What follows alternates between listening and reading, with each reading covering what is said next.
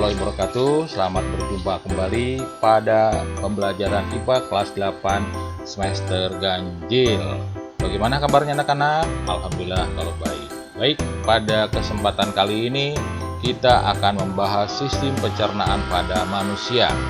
Coba amati gambar yang muncul pada layar. Nah, di situ terlihat ada bapak-bapak sedang makan. Kenapa kita perlu makan? Apa yang terkandung di dalam makanan? Dan bagaimana proses makanan itu yang terjadi di dalam tubuh. Nah, untuk menjawab itu semua kita akan bahas pada bab hari ini tentang sistem pencernaan pada manusia. Proses pencernaan makanan dimulai dari makanan masuk ke dalam mulut. Di dalam mulut terdapat alat bantu pencernaan seperti gigi, lidah, dan kelenjar ludah. Di dalam mulut terjadi proses pencernaan secara mekanik dan terjadi juga proses secara kimia. Nah, baru setelah itu akan masuk ke dalam kerongkongan.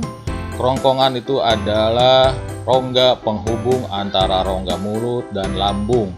Kerongkongan berfungsi sebagai jalan makanan yang sudah dikunyah dari mulut ke lambung. Lambung atau petrifulus merupakan kantung besar yang terletak di sebelah kiri rongga perut sebagai tempat sejumlah proses pencernaan.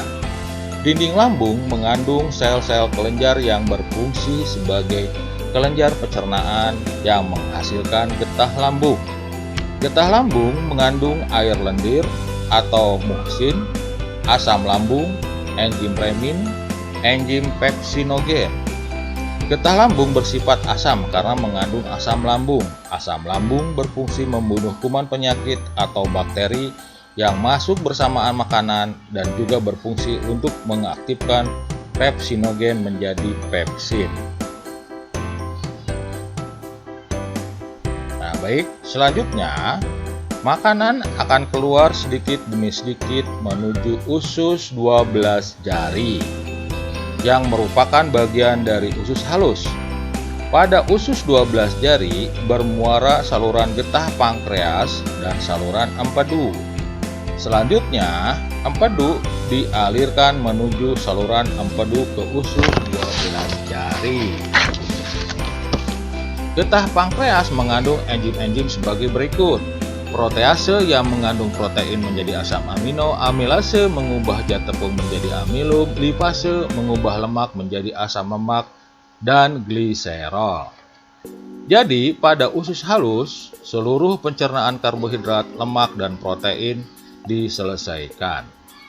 Selanjutnya, proses penyerapan akan berlangsung di usus kosong dan sebagian besar di usus penyerap.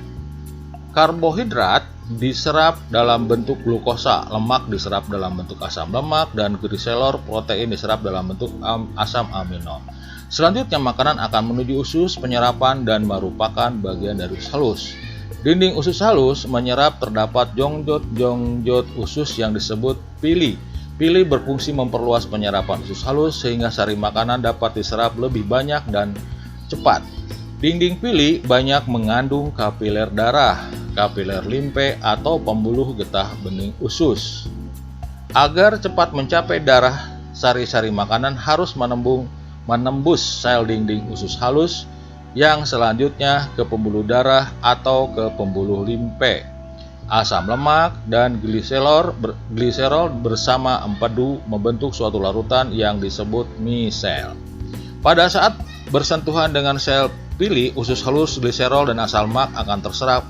Umumnya sari makanan diserap saat mencapai akhir usus halus. Sisa makanan yang tidak diserap secara perlahan-lahan akan bergerak menuju usus besar.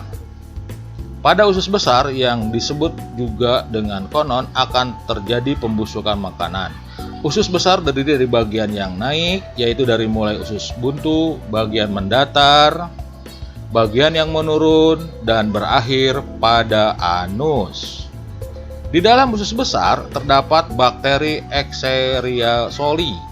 Bakteri ini membantu dalam proses pembusukan sisa makanan menjadi feses. Selain membusuk sisa makanan, bakteri Escherichia coli yang juga membantu untuk menghasilkan vitamin K. Vitamin K berperan penting dalam proses pembentukan darah. Perjalanan makanan sampai di usus besar dapat mencapai 4 sampai dengan 5 jam. Namun di usus besar makanan dapat disimpan sampai 24 jam. Baiklah anak-anak, sampai di sini dulu. Mudah-mudahan apa yang disampaikan dapat bermanfaat. Terima kasih. Assalamualaikum warahmatullahi wabarakatuh.